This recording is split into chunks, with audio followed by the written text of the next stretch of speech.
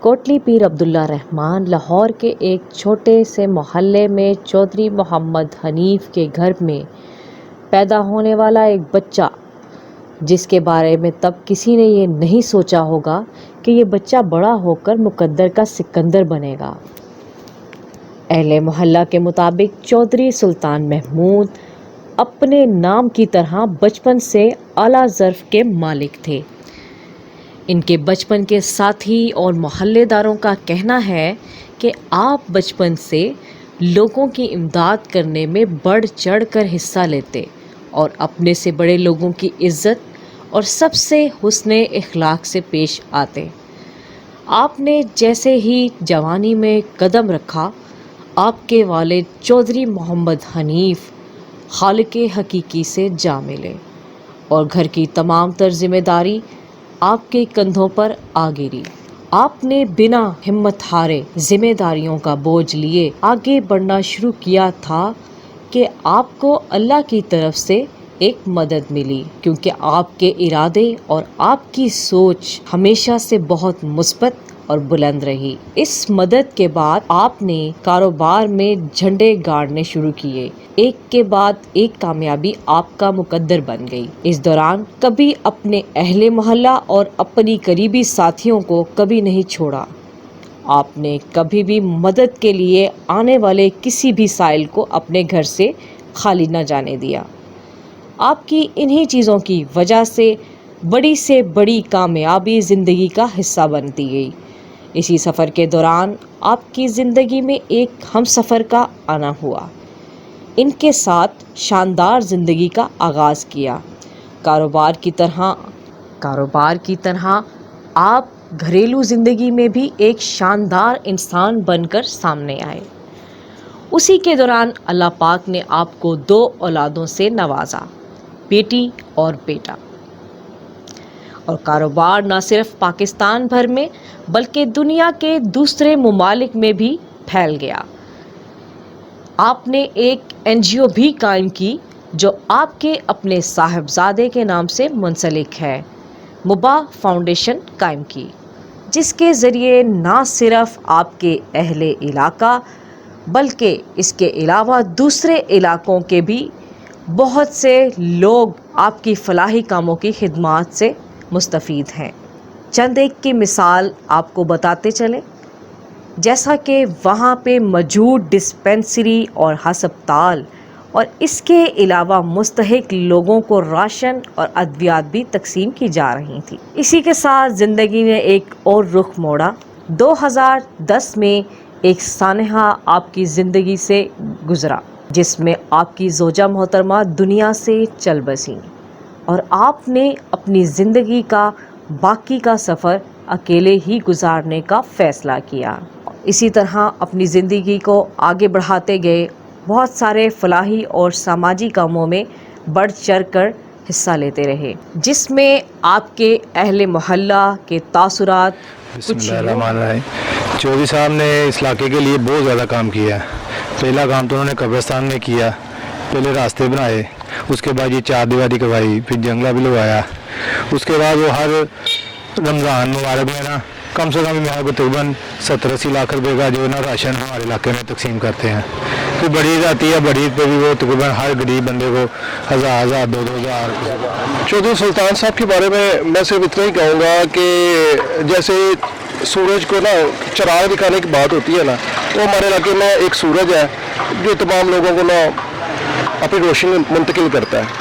اور میں اس کے بارے میں یہی کہوں گا کہ میں نے ان کو جب بھی کہا کہ چودھری صاحب یہ لاکھوں کا کام ہے تو انہوں نے کہا لبیک راشد کر دو۔ یہ کہ ان جیسے کہ زاہد بھائی نے بتایا کہ یہ کام جو ہے ہمارے سیاستدانوں کے کرنے والے ہیں، وہ سیٹوں پہ بیٹھ کر نہیں کرتے، یہ تاجر ہو کر یہ کام یہ کر رہے ہیں۔ اور میں سمجھتا ہوں کہ ان کو فرشتہ کہنے اور بالکل ایک ایسا ہی ہوگا، کیونکہ جو فرشتوں والے کام ہیں، نیکی کے جتنے کام لگا لیں وہ چودھری صاحب کے ذمہ ہیں اور اللہ کے حکم سے وہ پورے کرتے ہیں، کبھی کوئی نا امید نا مایوس۔ یہ جو محفل ہم کراتے ہیں مسجد میں، اس میں جو بھی اخراجات تقریباً ہوتے ہیں کافی ہیلپ کرتے ہیں۔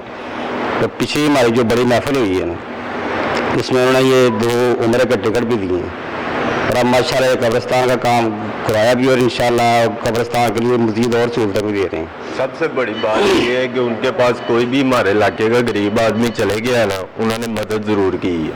السلام علیکم جی.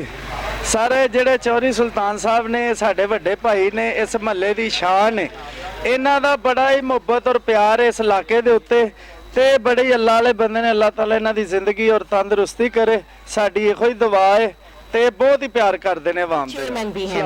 आइए चलते हैं नाज़रीन, और आज हम बातचीत करेंगे चौधरी सुल्तान महमूद के साथ. आइए चलते हैं और आपको भी इनसे मिलवाते हैं. अस्सलाम वालेकुम सर, कैसे हैं आप सर? अल्हम्दुलिल्लाह जी सर, ठीक बिल्कुल. और सर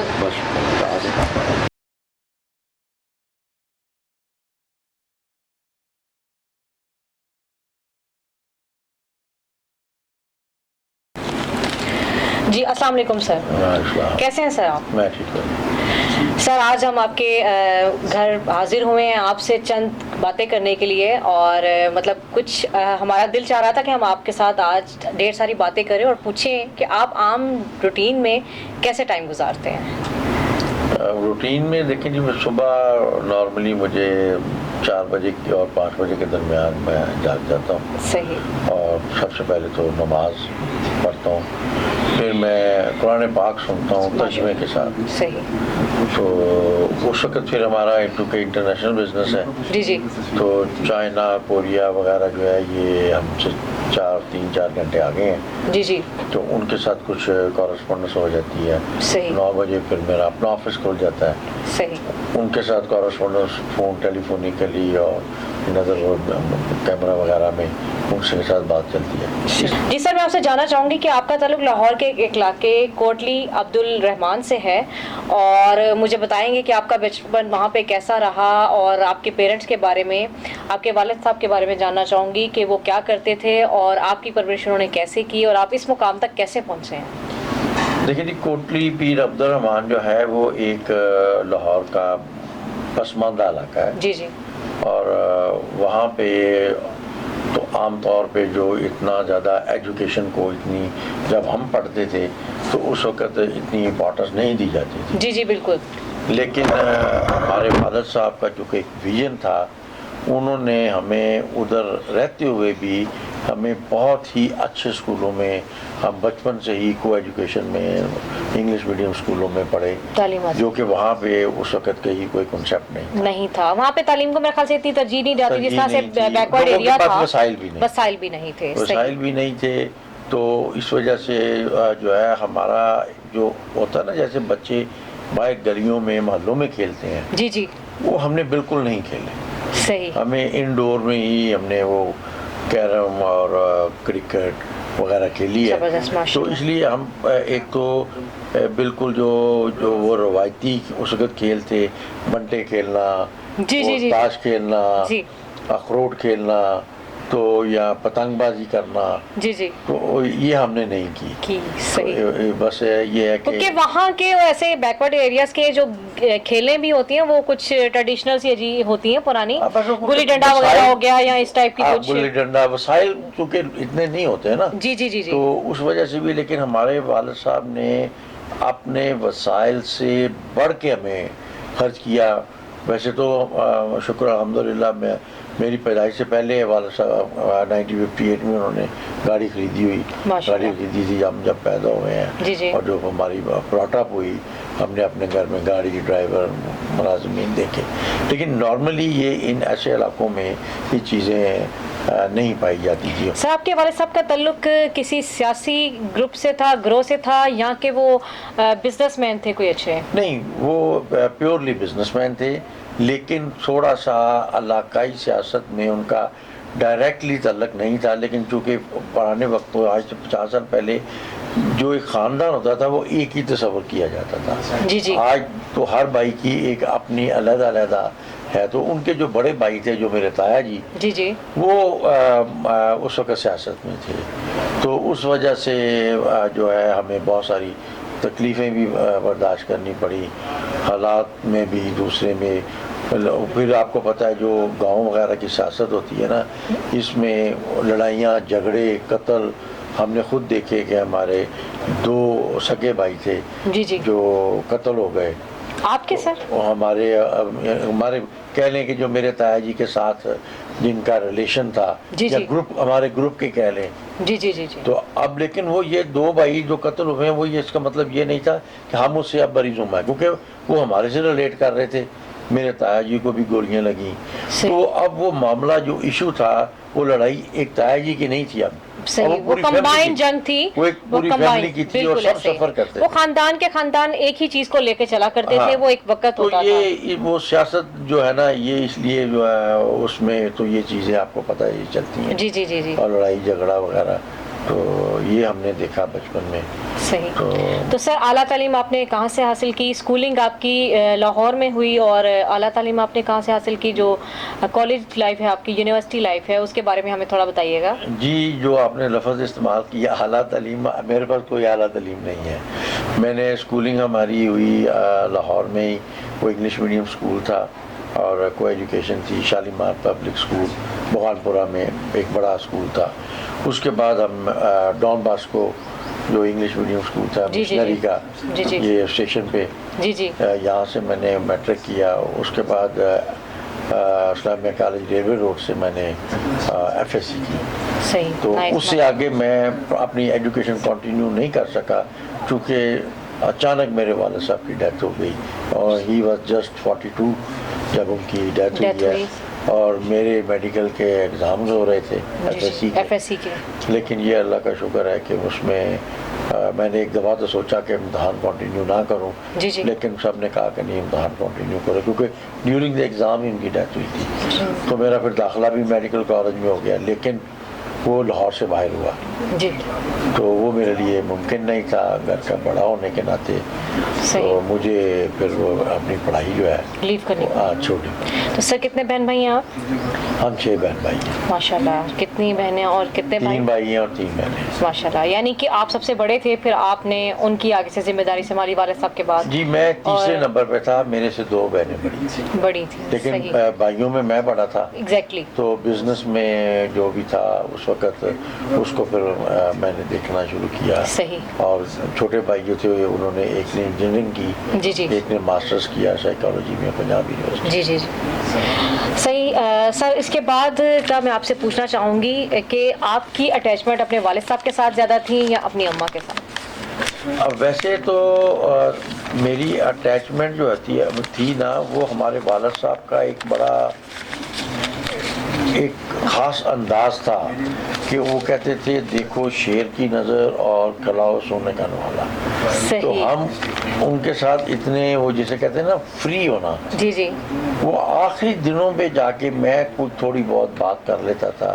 وہ ادروائز اگر ہمیں ان دنوں جو میں 70s کی بات کر رہا ہوں اور 80s کی، تو ان دنوں میں بھی یہ ٹی وی وغیرہ اتنے کامن نہیں ہوتے تھے. تو ہمارے گھر 70s میں بھی ٹی وی تھا.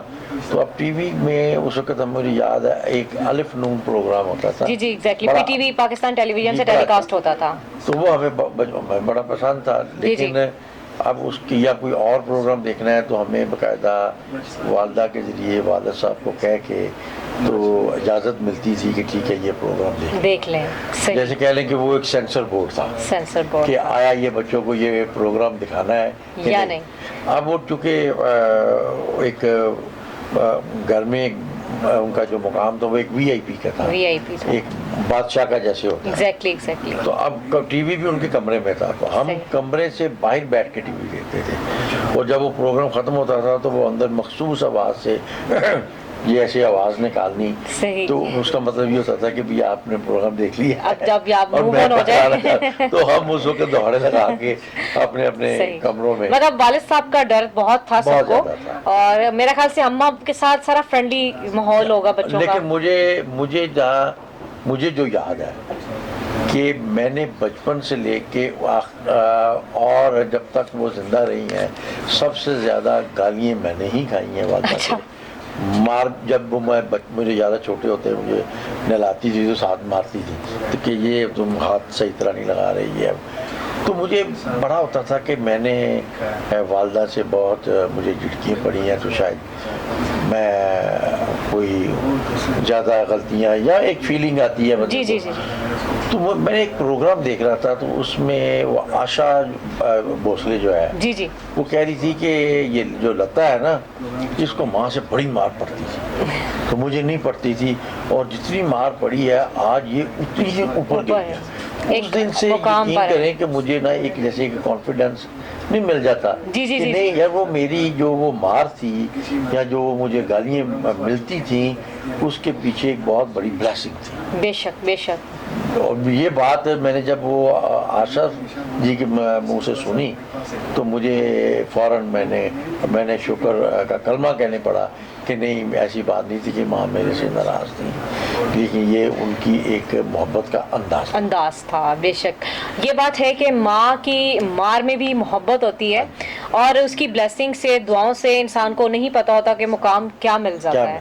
یہ حقیقت بات ہے. ہم لوگ اس چیز کو نہیں سمجھ پائیں گے نہ اس تک پہنچ سکتے ہیں. یہ جس ٹائم پہ سمجھ آتی ہے نا اس ٹائم وہ ٹائم گزر چکا ہوا ہوتا ہے. اور بہت سارے لوگ ایسے ہیں جن کی ماں باپ موجود نہیں ہوتے اور انہیں پھر اس ٹائم پہ جا کے احساس ہوتا ہے. میری اب والد صاحب 1980 میں میں نے بتایا کہ فوت ہو گئے, والدہ بھی فوت ہو گئی تو والد صاحب کے ساتھ تو ہمارا انٹریکشن بڑا ہی ان کا باروب شخصیت تھے ماشاءاللہ. اور اس کی وجہ سے تو وہاں پہ تو نہیں لیکن والدہ کے ساتھ چونکہ والد صاحب جب فوت ہو گئے تو پھر میرا والدہ کے ساتھ انٹریکشن ایک جیسے ایک میاں بیوی کا ہوتا ہے جی جی گھر کے معاملات میں جی جی تو اس میں میری ان کے ساتھ ڈسکشنز جب ہوتی تھی جی جی سم ٹائمز میں ڈفر کرتا تھا جی جی یا آرگومنٹ کرتا تھا جی تو اس وقت تو مجھے نہیں ایسا. اب مجھے یہ بڑی شرمندگی ہوتی ہے کہ میں ان کے ساتھ آرگومنٹ بھی کیوں کرتے تھے. حالانکہ یہ اللہ کا شکر ہے کہ مجھے نہیں یاد کہ میں کبھی والدہ کو ناراض کر کے کمرے سے باہر گیا ہوں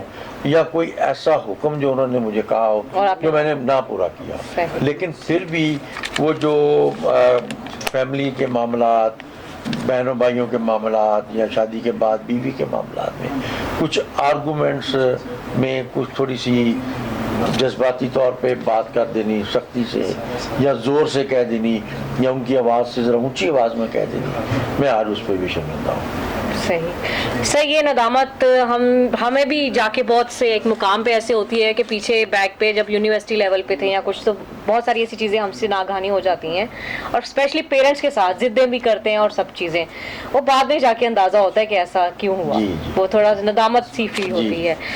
اسی کے ساتھ میں آگے آپ سے کچھ پوچھنا چاہوں گی آپ کی جوانی کے بارے میں کہ جو آپ کا جوانی کا دور سٹارٹ ہوا یونیورسٹی لیول کا تو تب کے بارے میں ہمیں کچھ بتائیے کہ کس طرح سے آپ جو ہے شوقین مزاج تھے, کس طرح کے تھے, بہت لائک فائک بچہ سے تھے یا اسٹڈی میں تھے, آپ کا کیا سرکل تھا, مطلب سوشلزم تھی تب؟ جیسے میں نے آپ کو پہلے بتایا نا میں پہلی بات تو یونیورسٹی لیول پہ گیا ہی جی جی جی جی اور انٹرمیڈیٹ سے ہی آپ نے جس کو آپ جوانی کہتے ہیں نا وہ آپ کہہ لیں کہ میرے اوپر نہیں آئی کیونکہ گھر کی ذمہ داریاں اتنی تھیں جی اور کچھ کاروباری حالات جب والد صاحب فوت ہوئے نا تو جب دیکھا تو ایک ہوتا ہے ایک زیرو جی جی وہ مائنس میں تھے اور لیکن والد صاحب نے ہمیں یہ محسوس نہیں ہونے دیا کہ وہ اس لیول پہ جا چکے ہیں اور اس وقت بھی گاڑی گھر میں موجود تھی ملازم موجود تھے لیکن جب دیکھا پریکٹیکلی جی جی کوئی بینک بیلنس نہیں تھا. مجھے نہیں یاد کہ ان کے والٹ میں سے بھی کوئی پیسے تھے کہ نہیں مجھے نہیں پتا. تو وہ جو ہے نا وہ ایک نئی اسٹرگل شروع ہو گئی. کچھ میرے اوپر بینکوں نے دوسرے محکموں نے کو 12-14 مقدمے میرے اوپر ہو گئے اور میں اس وقت 16-17 سال کوئی ایج نہیں تھی خاص اتنے میچور نہیں تھے آپ. ان مقدموں میں عدالتوں میں وکیلوں کے ساتھ اور گھر کو چلانے کے معاملات میں مصروف ہو گیا تو اس لیے مجھے تو یہ اندازہ ہی نہیں کہ جوانی میں جیسے بہت سارے ایشوز جو اب ہم دیکھتے ہیں کہ وہ ہوتے ہیں وہ کہہ رہے ہیں کہ میرے قریب سے بھی نہیں گزرے.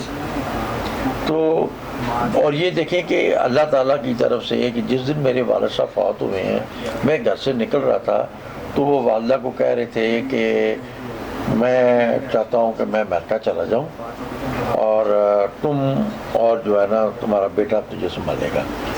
تو مجھے تو سوچ بھی نہیں سکتا تھا کہ اسی دن 4 بجے کے قریب مجھے اطلاع مل گئی کہ ان کو ہارٹ اٹیک ہوا اور وہ فوت ہو گئے. تو اب یہ دیکھیں نا کہ وہ جو امریکہ جانے والی بات تھی ایک قسم کی, وہ دنیا سے رخصت ہو گئے, بس وہ ان کے منہ سے الفاظ نکلے الفاظ, پر وہ کسی اور طرح سے جو ہے وہ یہ پریکٹیکلی سامنے آئے. اس لیے کوئی جوانی والی, لیکن یہ تھا کہ میں جو میری ڈریسنگ تھی وہ جب بھی میں کرتا تھا وہ میں اچھی کرتا تھا, سوٹ وغیرہ پہننا یا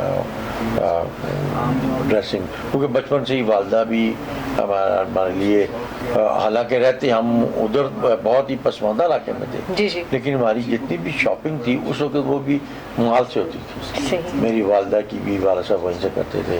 ہمیں آج بھی یاد ہے کہ ایک شالیمار ڈپارٹمنٹل اسٹور بنا تھا اس کے بالکل ساتھ, تو ادھر ہم نے جانا, یا نارکلی سے شاپنگ زیادہ تر صرف انارکلی یا مال روڈ سے. صحیح. تو پھر اسکولوں میں بھی وہ ٹائی شائی لگاتے تھے, اور کچھ ہم نے دیکھا والد صاحب بھی بہت اچھی ڈریسنگ کرتے تھے. ہمارے جو دادا جی تھے کیونکہ وہ بھی برٹش کے ساتھ اس وقت وہ کام کرتے تھے, وہ بھی سوٹ پینٹ شرٹ ٹائی شائی لگانا. جبکہ جہاں پہ ہم رہتے تھے وہاں پہ تو لوگ جسے لنگی کہتے ہیں, لنگی ہوتی ہے, تو دھوتی ہوتی ہے پاؤں تک, لنگی ہوتی ہے گھٹنوں, یہ شارٹس میں اور اوپر صرف ایک بنیان. یہ ایک نارملی لباس تھا, اور کہیں جب بیاہ شادی پہ جانا ہے تو انہوں نے ایک جوڑا شلوار قمیض کا جو ہے وہ پہننا ہے. صحیح. لیکن یہ ہے کہ ہمارا کچھ تھوڑا سا ڈفرنٹ تھا, مطلب والد صاحب نے شروع سے ہی کچھ تھوڑا بہت آپ لوگوں کے لیے گروم کیا اور سارا یہ چیزیں انہوں نے اپنے ویژن کے مطابق. صحیح. سر آپ سے پوچھنا چاہوں گی کہ اسٹرگلنگ کے بعد آپ نے اپنے بزنس کا آغاز کہاں سے کیا اور کس طرح اس مقام پہ پہنچے ہیں کہ اللہ ماشاء اللہ اللہ پاک نے آپ کو بہت نوازا ہے, اور اپنے ساتھ ساتھ آپ بہت سارے ایسے لوگوں کو بھی جو ہے وہ اپنے ساتھ فلاح کا جو ہے وہ ایک تعلق واسطہ بنایا. سوری دوبارہ ریپیٹ کرتی ہوں کویشچن. علی نہیں, بس اتنا سا بزنس کا آغاز پوچھ لیتی ہوں, باقی وہ آگے لے جاتی ہیں. جی ہاں, اس کے حوالے سے میں پوچھنا چاہوں گی, ہاں وہ خود ہی اس میں ہوتا جائے گا, وہ ہم نہیں کر لیں گے. کہ میں آپ سے یہ پوچھنا چاہوں گی کہ اتنی اسٹرگلنگ کے بعد, ہارڈ ورکنگ کے بعد آپ ایک مقام پہ ہیں ماشاءاللہ, اللہ پاک آپ کو اس سے بھی اعلیٰ مقام دے. آپ نے اپنے بزنس کا آغاز کس طرح سے کیا اور کس طرح سے توڑ چڑھایا, اس کے بارے میں ہمیں کچھ بتائیے گا. جیسے میں نے آپ کو بتایا کہ میرے والد صاحب کی بالکل اچانک ان کی وفات ہوئی. تو وہ آلریڈی جو ہمارا بزنس تھا وہ اس وقت برانڈس روڈ پہ موجود تھا, جہاں پہ آج بھی میں وہیں پہ ہی بیٹھا ہوں. تو اس سے پہلے میرے والد صاحب نے کافی بزنس کیے, ٹرانسپورٹ کا بھی کیا, اسٹیل مل بھی لگائی, پھر اور بڑی چھوٹی عمر میں انہوں نے بہت سارے کام کیے. تو گورنمنٹ کو جو کانٹریکٹر بھی تھے وہ امپورٹ بھی کرتے تھے. لیکن جب میں نے پھر جب یہ دیکھا جا کے, تو اس وقت جو ایسٹس تھے ہمارے ان سے زیادہ لائبلٹیز تھی, اور جو بزنس میں بالکل تو تھوڑا بہت کچھ مال پڑا تھا اس وقت, وہ بھی ودن 3-4 منتھ سب کچھ ختم ہو گیا. لیکن میں اپنا جو برانڈس روڈ پہ ہمارا شو روم تھا یا دکان جس کو آپ کہتے ہیں, ادھر کنٹینیوسلی جاتا رہا, جیسے کہ اللہ تعالیٰ کا حکم ہے کہ آپ گھر سے نکلیں. تو پیسے بالکل نہیں تھے, بے شک ہیلا کر اور وسیلہ اللہ پاک کی ذات نوازتی ہے. تو مجھے وہ ایک ہمارے نیبر میں ہی ایک دیندار تھے بزرگ, وہ امام مسجد بھی تھے اور ساتھ اپنا وہ لکڑی کا کام پیٹرن میکر تھے. تو پتہ نہیں کس طریقے سے ان سے بات ہوئی, اور انہوں نے کہا ہم کمیٹی ایک ڈال رہے ہیں, تو آپ کو ہم پہلی کمیٹی دے دیں گے, لیکن شرط یہ ہے کہ آپ 5,000 روپے ہمیں مسجد کے لیے چندہ دیں گے. تو کمیٹی 25,000 کی تھی. تو میں کیونکہ جا رہا تھا, بیٹھ رہا تھا, تو کچھ کرنے کا تو میرے میں تھا کہ میں کوئی کام کروں. تو میں نے ان کو 5,000 روپے دے کے 25,000 روپے کی کمیٹی دے دی.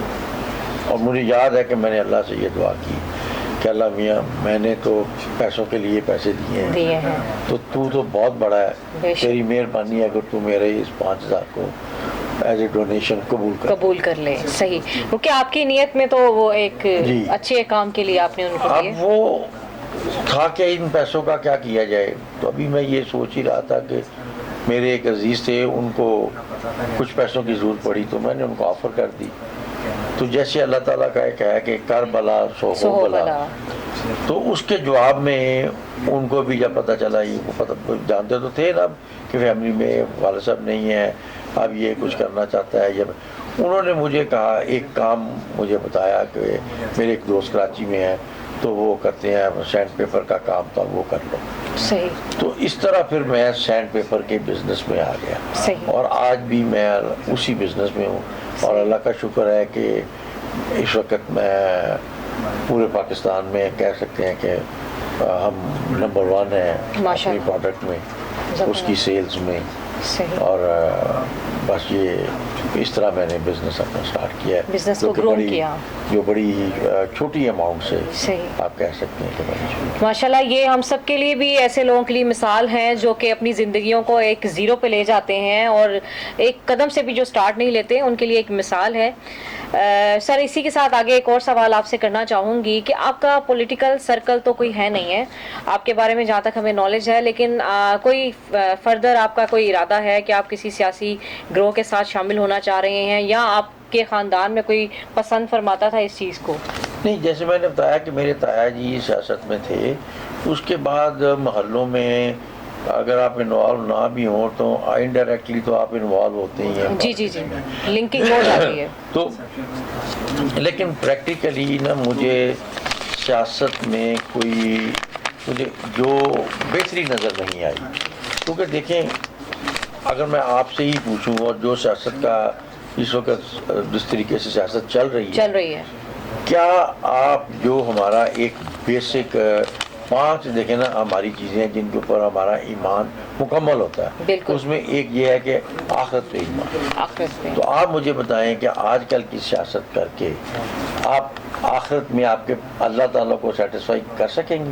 بالکل بھی نہیں. جو کرپشن کا جو چل رہا ہے دورہ, مطلب جو بھی آ رہا ہے وہ کوئی نہ کوئی اپنا مطلب کرپشن میں انوالوڈ ہے, وہ یہ انوالوڈ ہے. وہ جتنا مرضی بھی اچھا بننے کی کوشش کریں, لیکن جو آپ کے ساتھ سراؤنڈنگز میں لوگ ورکنگ کر رہے ہیں, عہدے پہ ہیں, وہ آپ کو اس چیز پہ. سر اسی کے ساتھ میں ایک اور آپ سے بات پوچھنا چاہوں گی کہ اتنے سارے پروجیکٹس میں مطلب فراہی پروجیکٹس آپ کے چل رہے ہیں, اسی طرح آپ کی ایک فاؤنڈیشن ہے مبا فاؤنڈیشن کے نام سے, تو اس میں ڈفرینٹ کیٹاگرائز کیا ہوا آپ نے کچھ چیزوں کو, کچھ ہیڈس کو. آپ کیسے مینیج کر لیتے ہیں اتنی ساری چیزوں کو ایک ساتھ؟ اس میں ایسا ہے کہ یہ چونکہ سارے ایک ٹائم پہ نہیں ہوتے. جیسے رمضان کا پروجیکٹ ہے ہمارا, وہ ہم کچھ پچھلے 20-22 سال سے سستا رمضان لگا رہے ہیں. اچھا. وہ رمضان کے مہینے میں ہوتا ہے. جی جی. اور کووڈ کے جب آنے کی وجہ سے ہمیں کچھ پرابلمز آئی تھی, لیکن بلکہ کووڈ کی وجہ سے پھر جب ہم نے اس کو سوچا, غور کیا, تو ہمیں جس طریقے سے ہم پہلے کر رہے تھے اس سے بھی زیادہ اچھی ہمارے پاس پروپوزیشن آ گئی. تو اب ہم وہ رمضان میں کرتے ہیں. اس کے بعد ایک ہمارا پروجیکٹ جو ریگولر جو چل رہے ہیں, ایک ہے ہمارا بڑی عید پہ, جو کہ ہم بہت سارا گوشت جو تھا وہ ڈسٹریبیوٹ کرتے تھے. تو 1200-1500 لوگ جو تھے وہ ہمیں وزٹ کرتے تھے. وہ بھی کووڈ کی وجہ سے ہم اب تھے کہ اس کو کیسے کریں مینیج. وہ بھی اللہ نے کیا کہ ہم نے بڑے اچھے طریقے سے وہ بھی مینیج ہو گیا. کہ میں نے مفتی صاحب سے بات کی, تو انہوں نے کہا کہ جی چونکہ جو آپ کو قربانی ہے نا اپنی ذاتی, وہ تو کرنی پڑے گی, لیکن جو زیادہ قربانیاں آپ کرتے ہیں وہ خیرات میں آ جاتا ہے. تو وہ آپ کے پاس آپشن ہے کہ آپ کیش کر دیں یا گوشت کی شکل میں کر دیں. تو ہم نے وہ سارا, ہم نے پھر 1200 گھر جو ہے جو آلریڈی ہماری لسٹ میں موجود ہے, جو دیہڑی دار ہیں اور جو کرایہ دار ہیں, یہ ہماری پرائرٹی ہے. اور اس کے بعد پھر وہ کوئی مالکان میں سے کوئی غریب ہے یا کوئی یتیم ہے, تو ان لوگوں کو ہم نے گھروں میں کیش جو ڈسٹریبیوٹ چاند رات والے دن کر دیا. صحیح, زبردست. ماشاءاللہ اس گوشت کے حوالے سے آپ نے یہ قربانی کا یہ سلسلہ اس طرح سے کیا کہ آپ نے جو آپ کے پاس لسٹ ڈیٹا موجود ہے ان کے گھروں میں آپ نے پیمنٹس بھجوا دی, کیش بھجوا دی. زبردست, ماشاءاللہ, پیمنٹ کی صورت میں. اور اس سے ہم نے یہ بھی دیکھا کہ ہمارے جو کوئی تقریباً 35 سے 40% اوور ہیڈ آتے تھے ٹوٹل کاسٹ پہ, وہ بھی سیو ہو گئے. اور وہی پیسہ لوگوں میں چلا گیا. تو اس طرح اب اور ہاسپٹل ہیں وہ بھی ہم نے بنا کے تو آگے جو رن کر رہے ہیں ان کو دے دیا, ان کو گائے بہ گائے دیکھتے رہتے ہیں. تو کچھ ہمارا علاقے کے جو کچھ لوگ ہیں ان کے بچیوں کی شادیوں کا مسئلہ ہے, ایجوکیشن کا مسئلہ ہے, سم ٹائمز ڈلیوری کا آ جاتا ہے, پھر وہ ہاسپٹلائزیشن آ جاتی ہے. اس میں پھر یہ تو ہم نہیں کہتے کہ ہم بہت سارا کرتے ہیں, لیکن بس ایک تھوڑا سا دھکا لگا دیتے ہیں, یا جو ان کی جو ایمرجنسی ہوتی ہے اس میں کوشش کرتے ہیں میکسیمم جو ہو سکے. صحیح. تو سر یہ ہاسپٹل کا آپ نے ذکر کیا, تو یہ مطلب فنڈنگ سے آپ نے بنایا یا کیا, کس طرح سے اس کا سلسلہ ہے, اس کے بارے میں تھوڑا ہمیں بتائیے گا. اور ڈیورنگ کووڈ جو آپ نے جو ہے فلاحی کام کیے اس کے حوالے سے بتائیے گا. مطلب کووڈ کو بھی تقریباً 2 سال ہو گئے ہیں, اس کا اب یہ 4th سیزن ہے. اس حوالے سے بتائیں کہ فردر آپ کیا اس پہ جو ہے راہ عمل ہے آپ کا. دیکھیے جو ہاسپٹلز ہیں جو سب سے پہلے میں نے بنایا تھا وہ 2003 میں بنایا تھا. تو وہ میں نے ایک اسکیم دی تھی 1 لاکھ روپیہ اور 1 کمرہ. تو وہ لوگوں کو بڑی جو صاحب حیثیت تھے ان کو بڑی اچھی لگی. تو ہم نے وہ آج اس کی 6-7 کروڑ روپے مالیت ہاسپٹل کی, وہ ہم نے بنایا. اور اس میں میکسیمم جو اس وقت ڈونیشن تھا وہ میں نے اپنی فیملی جو ہمارے دادا جی تھے ان کو پائیا کہتے تھے, تو پائیا فیملی کے نام سے میں نے کافی سارے کمرے بنوائے, والد صاحب کے نام سے, والدہ کے نام سے, اپنے جو عزیز فوت ہو چکے تھے ان کے نام سے. اس طرح وہ ہاسپٹل جو تھا وہ میں نے بنایا تھا پہلا. صحیح. یہ کس ایریا میں سر؟ لاہور میں؟ ہاں, کوٹلی پیر عبدالرحمان میں. اچھا, کوٹلی پیر پاکستان منٹ کی بیک سائڈ پہ. تو اس میں لوگوں کے تعاون کے ساتھ بے شک میری پارٹیسپیشن زیادہ تھی, لیکن 100% وہ میرا نہیں تھا. دوسرا ہاسپٹل جو بنایا اس میں ہم نے جگہ جو تھی وہ ڈونیٹ کی تھی. تو اوپر پھر وہ جو ہم ایک اور ہمارے جاننے والے ہیں دوست, وہ بالی میموریل کے نام سے انہوں نے وہاں پہ ہاسپٹل بنایا اور وہ خود ہی اس کو مینج کر رہے ہیں. اور جہاں تک کووڈ کا تعلق ہے, میں نے جو محسوس کیا ہے کہ کووڈ نے ہمارے لیے تو بڑی آسانیاں پیدا کی ہیں. کہ ہمارا جو ہم سستا رمضان بازار لگاتے تھے اس کے اوپر بہت سارا رش ہوتا تھا کہ ایون ہمیں پرائیویٹ سیکورٹی کے علاوہ تھانے کو بھی انوالو کرنا پڑتا تھا, اور لوگوں کا ایک رش تھا, ہجوم تھا, اور اس کو کنٹرول کرنا, اور وہ کیونکہ رمضان میں پورا مہینہ چلتا تھا.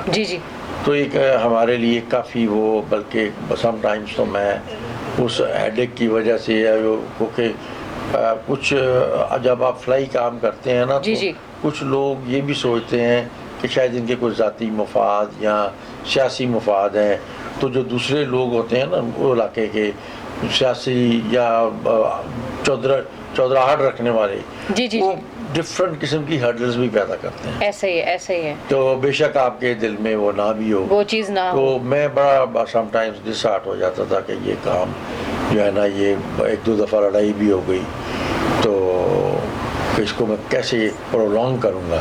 لیکن یہ کووڈ کی وجہ سے ہمارا بڑا اچھا ہو گیا کہ اب ہم نے سب کی جو ہے نا وہ فیملیز جو بنائی, ہم نے 1200 فیملی سلیکٹ کی, ان کو کارڈ ایشو کر دیے. اور رمضان میں 150, 200, 250 سے زیادہ کارڈ ہم ایک ٹائم کے اوپر جو ہے نا ان کو ڈیل نہیں کرتے.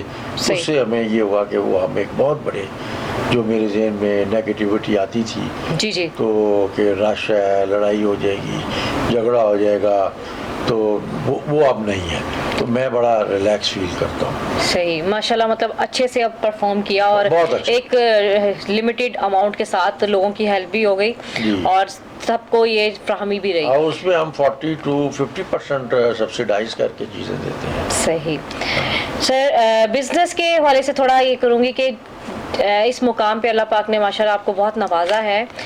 اس ہرڈلز میں کوئی ایسا یادگار واقعہ جو آپ کو بہت دل فریب ہو, آپ آج بھی کبھی بیٹھ کے آپ کو اچانک یاد آ جاتا ہے اس ہرڈلز کے دوران, یا کوئی ایسا واقعہ جو کہ آپ کے ایک یادگار بنا ہو, تو وہ آپ پلیز ہمارے ساتھ شیئر کریں گے. دیکھیں دل فریب تو خیر میں نہیں کہہ سکتا, وہ دل خراش تھا.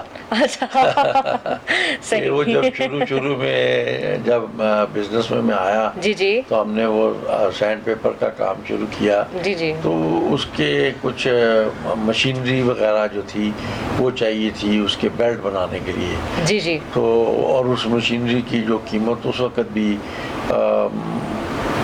چند کروڑ میں تھی, آج بہت سارے کروڑوں میں ہے, تو ہم وہ افورڈ نہیں کرتے تھے. تو میں ایک تجربہ کر رہا تھا, تو اس تجربے میں ایک دم بلاسٹ ہو گیا اور مجھے نظر آنا بند ہو گیا. سیریسلی مطلب اس ایکسپیرینس کے ڈیورنگ وہ بلاسٹ ہو گیا اور مجھے نظر آنا بند ہو گیا. میو اسپتال میں مجھے جلدی سے لے جایا گیا. وہاں پہ 2-2.5 گھنٹے کے بعد مجھے پھر انہوں نے کوئی ٹریٹمنٹ وغیرہ کیا تو دوبارہ نظر آنا شروع ہوا. اچھا, اس کے ساتھ کوئی کیمیکلز وغیرہ تھے؟ کیمیکلز تھے, جو آپ کی آئیز پہ افیکٹ کر گئے ایک دم سے. 2-3 کیمیکلز ہم نے مکس کر کے, تو اپنا کسی نے کہا کہ اس طرح کریں تو یہ جو ہے نا آپ کا اسکائیو ہو جائے گا, دانا اتر جائے گا. اچھا. حالانکہ اس کی ایک اسکائیونگ مشین ہوتی ہے پریکٹیکل. جی تو ڈائمنڈ ویل ہوتا ہے. تو وہ ہم ایک کیونکہ جسے پنجابی میں کہتے ہیں جگاڑ, تو ہم وہ دیسی طریقے سے کر رہے تھے. تو اس طرح یہ ایک حادثہ ایسا ہو گیا کہ جو مجھے ابھی بھی یاد ہے. صحیح. تو اس کے بعد آپ نے ٹریٹمنٹ کروایا اور آئیز آپ کی بالکل دوبارہ سے الحمدللہ 2-3 گھنٹے کے بعد مجھے نظر آنا شروع ہو گیا. پھر وہ کچھ دن ڈراپس وغیرہ ڈالے, پھر وہ ٹھیک ہو گیا تھا. مطلب یہ کہ ایک نیگیٹو ٹائپ کا ایک واقعہ تھا جو آج بھی آپ کو خوف زدہ کر دیتا ہے. اب بس ہو سکتا ہے یہ ہوا. صحیح. سر اب میں جاننا چاہوں گی, باتیں تو چلتی رہیں گی بزنس کے حوالے سے بھی اور فلاحی بھی سب کچھ, لیکن کچھ پرسنل سے سوال کرنا چاہوں گی آپ سے کہ آپ اپنی فیملی میں کس طرح سے ٹائم سپینڈ کرتے ہیں, اپنی وائف اور بچوں کے ساتھ, اور کتنے بچے ہیں آپ کے, سب لوگ مطلب کیا مصروفیت رہتی ہے ان کے ساتھ آپ کی؟ جی میرے جہاں تک فیملی کا تعلق ہے تو اس وقت والدین میرے فوت ہو چکے ہیں, بہن بھائیوں کی شادیاں ہو گئی ہیں, بچوں کی دونوں کی بھی شادیاں ہو گئی ہیں, اور میری جو مسز تھی ان کا 2010 میں انتقال کر گئی تھی ڈیو ٹو برین ٹیومر. تو اس طرح یہ ہے کہ اب میں زیادہ وقت اکیلا ہی گزارتا ہوں. تو آپ کی مطلب فیملی میں آپ کے بچے مطلب 2 بچے ہیں آپ کے؟ جی 2, میرے ایک بیٹی ہے ایک بیٹا ہے. ماشاءاللہ. تو وہ اپنے اپنے گھروں میں ہیں, اور بیٹا جو ہے وہ میرے ساتھ ہی ہوتا ہے. لیکن بزنس کے حوالے سے چونکہ اس نے افریقہ میں بھی بزنس شروع کیا, دبئی میں بھی, تو وہ دبئی آنا جانا لگا رہتا ہے. صحیح ماشاءاللہ. مطلب اس کے علاوہ مطلب وہ زیادہ تر باہر رہتے ہیں اور بہو اور وہ بیٹے کے ساتھ ہی. صحیح. تو یہ 2010 سے لے کر اب تک کا ٹائم آپ نے اکیلے اپنی وائف کے بغیر گزارا. بہت ٹف ٹائم تھا آپ کا, اور آپ نے بچوں کو بھی پرورش کیا اور انہیں تعلیم دلوا کے آج وہ سٹینڈ کر گئے ہیں اور اپنے پیروں پہ کھڑے ہیں اور اپنے اپنے گھروں میں خوش ہیں. تو یہ اس ٹائم میں آپ کو کبھی خیال نہیں آیا کہ آپ کو اپنے لیے بھی کوئی ہمسفر ساتھی چننا چاہیے, یا اس چیز کا کبھی ذہن میں مائنڈ میں بات آئی ہو؟ یہ اتنا کوئی شدید خیال نہیں آیا. صحیح. کوئی بہنیں وغیرہ میری بعض اوقات مجھے کہتی ہیں, یا کچھ 2-3 پرپوزلز آ گئیں. جی. تو اس حوالے سے کبھی سوچ لیا, لیکن بیٹی میری تو بالکل ایکسیپٹ نہیں کرتی اس بات کو. وہ تو اب کوئی بات کرے تو وہ رونا شروع کر دیتی ہے. تو بیٹا میرا جو ہے وہ پہلے ایکسیپٹ نہیں کرتا تھا, لیکن اب وہ مجھے بلکہ وہ کہتا ہے کہ جی آپ شادی کریں. تو میں کہتا ہوں یار اب بالکل اب تو ٹائم گزر گیا ہے, اب تو ہمیں اپنے اگلے وقت کی تیاری کرنی ہے. تو وہاں پہ محمد علی قلعے کا مجھے ایک جو باکسر تھا اس کا ایک بات یاد آتی ہے کہ وہ جب ریٹائر ہوا تو کسی نے سوال کیا اب آپ کیا کریں گے, تو اس نے کہا کہ now I will prepare myself to meet my God. تو اب تو پوری کنسنٹریشن جو ہے نا جی وہ اسی بات پہ ہے کہ اگلے جہاں سے ہماری اصل زندگی شروع ہونی ہے اس کی تیاری کریں. اور جو کیونکہ انسان ہے بہت ساری کمیاں ہیں, کمزوریاں بھی ہیں اور گناہ گار بھی ہیں, تو کوشش کر رہے ہیں کہ گناہوں سے بھی بچا جائے, اور جو اگر مزید جو آپ کے کریکٹر میں کمی ہے ان کو دور کیا جائے. تو یہی اس وقت تو مین ٹارگٹ یہ ہے. صحیح. سر آپ کے جو ہے وہ سوال تھا میرا टूर्स के हवाले से एक मिनट देख लो।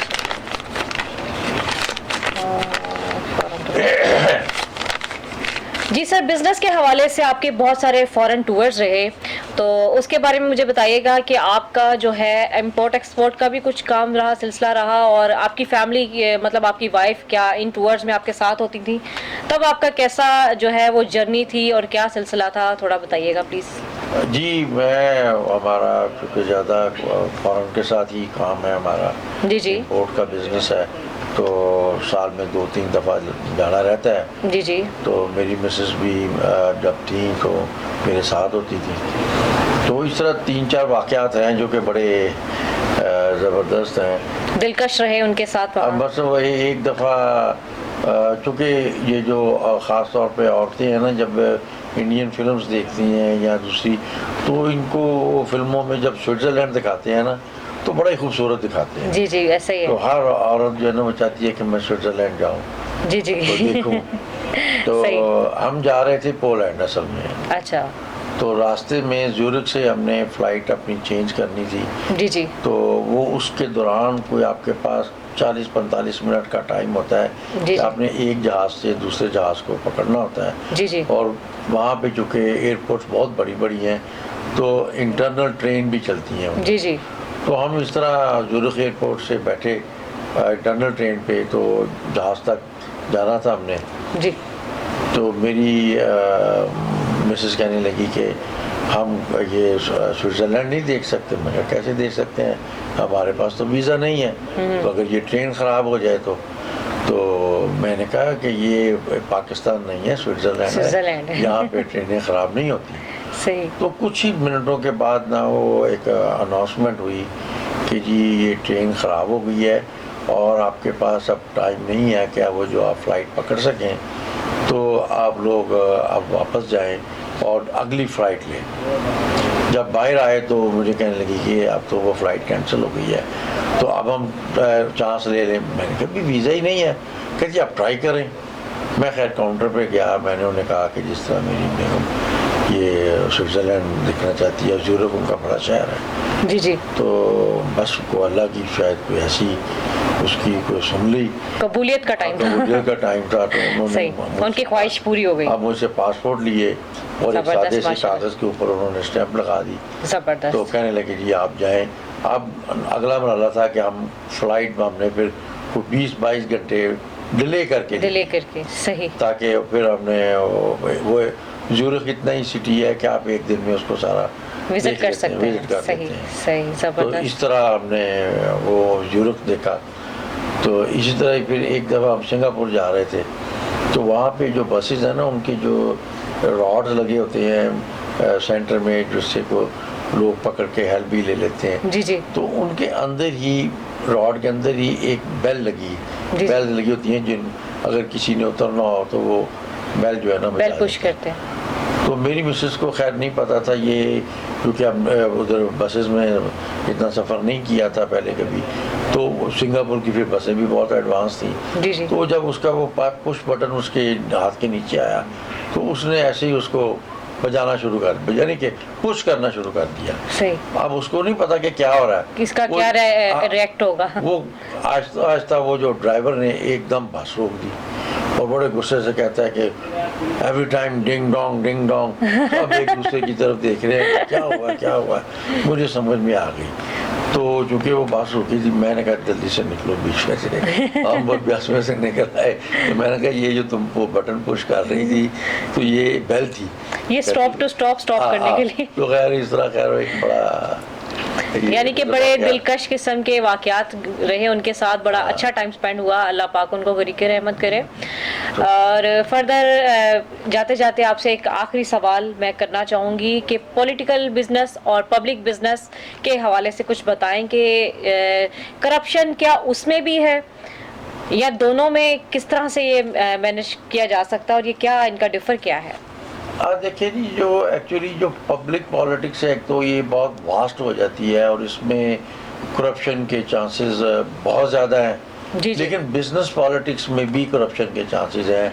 वहाँ पे भी जो कुछ लोग अपने ओहदों का नाजायज़ फ़ायदा उठाते हैं। जी जी, और وہاں پہ بھی اب الیکشن میں لوگ جو ہے ایک دوسرے کے ساتھ کمپٹیشن جیسا ماحول پیدا کرتے ہیں، اپنی انا کا مسئلہ بنا لیتے ہیں، اور جو پروسیس ہے وہ تقریباً اب الیکشن کا ملتا جلتا ہو گیا ہے. تو اس لیے میں تو اب صحیح پوچھیں تو بزنس پالیٹکس کو بھی پسند نہیں کرتا. اور جیسے کہ یہ ایک ہمارے دین کی بات بھی ہے، اور ایک کسی مفکر نے بھی یہ کہا ہے کہ اب ایک 10-20 ہزار لوگ مل کے جو فیصلہ کرتے ہیں وہ ضروری نہیں ہے کہ وہ فیصلہ ٹھیک ہو. اگر اس سے بہتر جو کہ انٹلیکچوئل لوگ ہیں وہ 10-11 لوگ بیٹھ کے اگر چناؤ کر لیں تو وہ زیادہ بہتر ہے، جو کہ ہمارا دین بھی یہ کہتا ہے. جی بالکل. تو کہ اس میں اب پبلک میں تو جو آدمی الیکشن پہ کھڑا ہو گیا اور جس نے پیسہ آج کل لگا دیا یا سپورٹ بڑی پارٹی کی مل گئی وہ جیت جاتا ہے. لیکن جب آپ 10-11 لوگ بیٹھ کے ایک آدمی کو سلیکٹ کرتے ہیں تو سلیکشن جو ہوتی ہے نا وہ بیسٹ ہے. تو میں نے ابھی تک ویسے جو بھی بزنس پالیٹکس کی ہے وہ سلیکشن پہ ہی کی ہے. میں نے الیکشن والی پالیٹکس نہیں کی اور نہ ہی میں اس میں جانا چاہتا ہوں، کیونکہ اس میں دھڑے بندیاں ہیں، پھر وہی لڑائی جھگڑے اور پھر کچھ جو ہمارے بزنس میں بھی جو مثلا جو بڑی سیٹوں پہ بیٹھے ہیں، چیمبر ہو گیا، فیڈریشن ہو گئی، لوکل مارکیٹوں میں جو انجمن تاجران ہیں یہ اپنے اپنے لیول پہ یہ بھی کرپشن میں انوالو ہیں، کیونکہ جو انجمن تاجران ہیں وغیرہ وہ علاقے کی پراپرٹیز اور لین دین کے معاملات میں ان کا عمل دخل ہو جاتا ہے تو اس میں وہ پیسے بناتے ہیں. اور جو چیمبر کے حوالے سے لوگ بزنس میں بڑے بڑے لونز لے لیتے ہیں، پھر اپنے ذاتی مفادات کے لیے جو ضلعی انتظامیہ ہے اس کو یوز کرتے ہیں.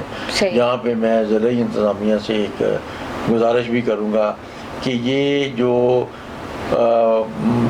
انجمن تاجران ہوں یا فیڈریشن ہو یا چیمبر ہو، ان کے جو عہدیداران ہیں ان کے ذاتی مسائل میں صرف ان کے ایک فون کال پہ ان کو سپورٹ نہ کریں، معاملات کو دیکھیں اور ان کو بھی پبلکلی ہی جیسے ہوتا ہے اس سے ٹریٹ کریں.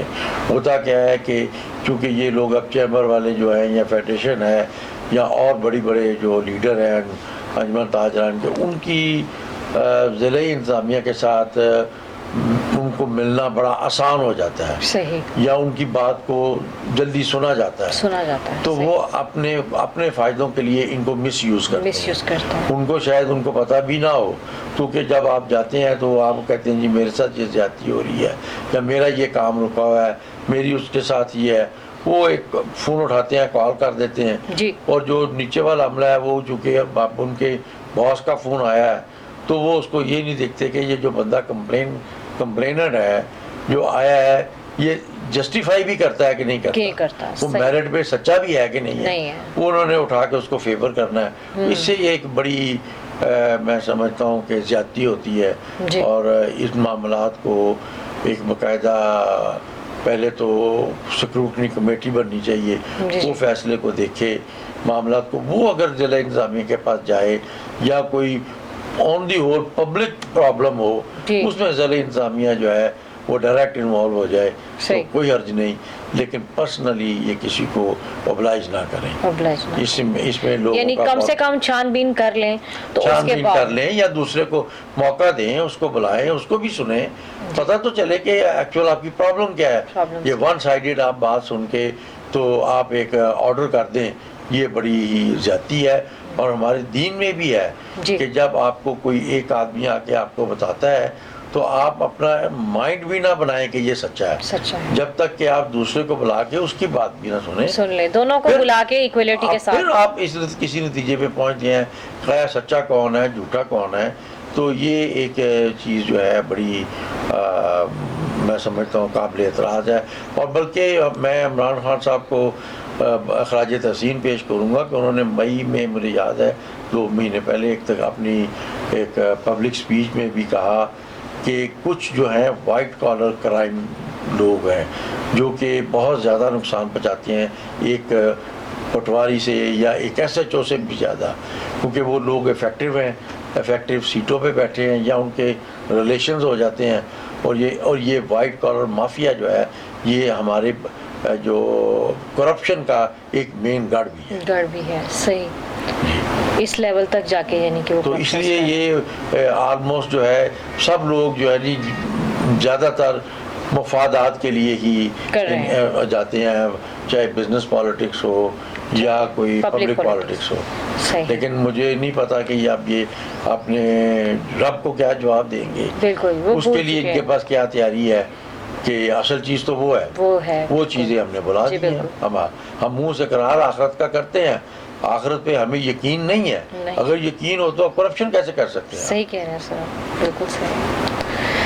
تو سر تھوڑا ایک کویشچن آپ سے کرنا چاہوں گی کہ کیا زندگی میں کبھی کوئی ایسا جیک لگا ہو کہ بہت چھپڑ پھاڑ کر کہیں سے ملا ہو، یا کوئی خزانہ ہاتھ لگا ہو، کوئی ایسا واقعہ کوئی ہے؟ کوئی جی وہ چھپڑ پھاڑ کے اصل میں وہ ایک ہے کہ وہ ایک خزانہ اس طرح تو نہیں آج کل ملتا نا کہ زمین میں سے کچھ سونا نکل آیا، ایسا ہی ہے، ایسا نہیں. لیکن میرے ساتھ ایک واقعہ ایسا ہوا کہ جیسے اگر آپ کو کوئی جیسے عام طور پہ جو آدمیوں کی جوتا ہوتا ہے وہ 9 نمبر اور 10 نمبر ہوتا ہے جی جی، اور اگر آپ کو کوئی کہے جی 14 نمبر کا جوتا ہے جی جی، تو میرا خیال ہے کہ وہ 9 نمبر کا اگر 5,000 کا جوتا ہے تو 14 نمبر کا کوئی 200 روپے کا بھی کہے نا کہ آپ خرید لیں تو آپ نہیں لیں گے، کیونکہ کسی کو پورا ہی نہیں آنا.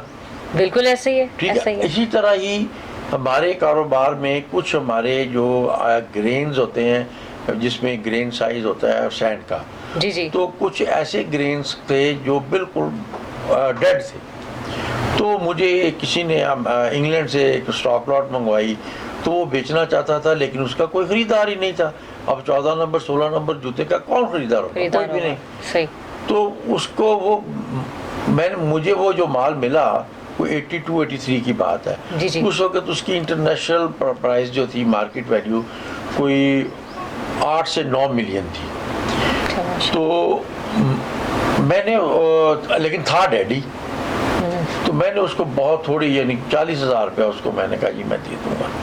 تو ان دنوں پہ جو باہر بھی فیکٹریاں بند ہوتی ہیں نا جب، تو وہ لوگ یہ نہیں دیکھتے کہ ہمیں کوئی فائدہ نہیں ہوا، وہ انہوں نے اپنی جگہ کو خالی کرنا ہوتا ہے اور وہ سم ٹائمز آپ کو بالکل فری آف کاسٹ مال دے دیتے ہیں کہ بس آپ اپنے خرچے پہ اس کو لے جائیں. وہ بھی اسی طرح ہی باہر سے مال لے کے آیا تھا. صحیح. تو خیر میں نے جب کراچی گیا مال دیکھا تو وہ چونکہ اوپن پلیس پہ پڑا تھا جی جی، تو وہاں پہ ہیومیڈیٹی زیادہ ہوتی ہے جی جی، تو اس کی وجہ سے گرین بھی اتر رہے تھے. تو میں نے کہا بھی یہ تو مال نہیں ٹھیک، میں نے 40 کا 20,000 کہا. اچھا. تو اس بندے نے مجھے 20,000 میں بھی وہ دے دیا مال. زبردست. اب اس مال کی انٹرنیشنل پرائز 8 سے 9 ملین تھی.